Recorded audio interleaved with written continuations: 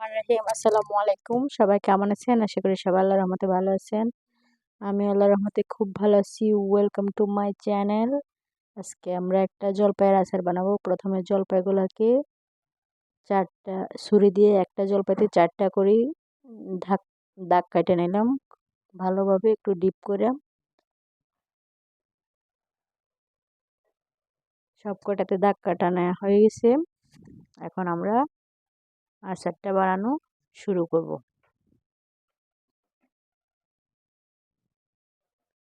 প্রথমে চুলাতে তেল গরম হতে দিয়ে দিলাম, সাথে দিয়ে দিলাম রসুন তেলের মধ্যে,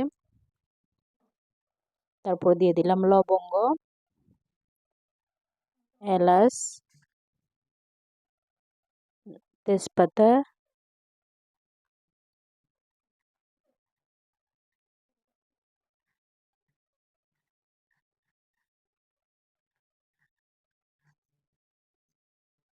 সবগুলো দিয়ে খুব সুন্দর করে একটু নাড়াচাড়া দিয়ে নিলাম। আর জলপাইগুলো দিয়ে দিলাম।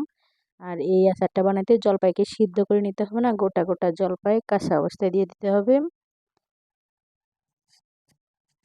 এখন আমরা দিয়ে দিব লবণ,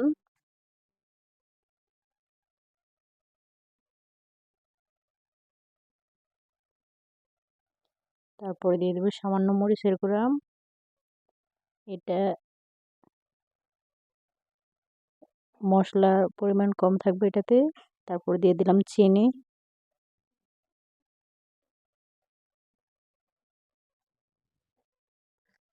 চিনি দেওয়ার পরে সুন্দর করে আচারগুলো মিক্স করে দিচ্ছি চিনির সাথে। তারপর জলপাইটা সিদ্ধ হওয়া পর্যন্ত আমরা অপেক্ষা করব। জলপাইটা সিদ্ধ করা নাই, তাই ঢাকনা দিয়ে সিদ্ধ হতে দিয়ে দিব। জলপাইটা সিদ্ধ হয়ে যাবে, চিনির পানিটা বের হয়ে, দেখেন জলপাইটা সিদ্ধ হয়ে গেছে। এখন আমরা আচারটা হওয়া পর্যন্ত অপেক্ষা করব। দেখেন আচারটা অনেকটা হয়ে আসছে, এক পাশ জলপাই পুরো সিদ্ধ হয়ে গেছে। এই আচারটা খাইতে অনেক ভালো লাগে। যারা বানাতে চান বানাইতে পারেন। যদি ভালো লাগে আমাদের চ্যানেলটা সাবস্ক্রাইব করবেন, লাইক কমেন্ট শেয়ার করবেন। দিয়ে দিলাম ৫ ফোড়নের গুঁড়া। ৫ ফোড়ন শিলপাটাতে বেটে গুঁড়া করে নিয়েছি। প্রথমে একটু চুলায় গরম করে নিয়েছিলাম। সবাই ভালো থাকবেন, পরবর্তী ভিডিওর জন্য অপেক্ষায় থাকবেন। আমাদের চ্যানেলটা সাবস্ক্রাইব করবেন, লাইক কমেন্ট শেয়ার করবেন। ফেসবুক থেকে দেখলে অবশ্যই ফলো দিয়ে রাখবেন।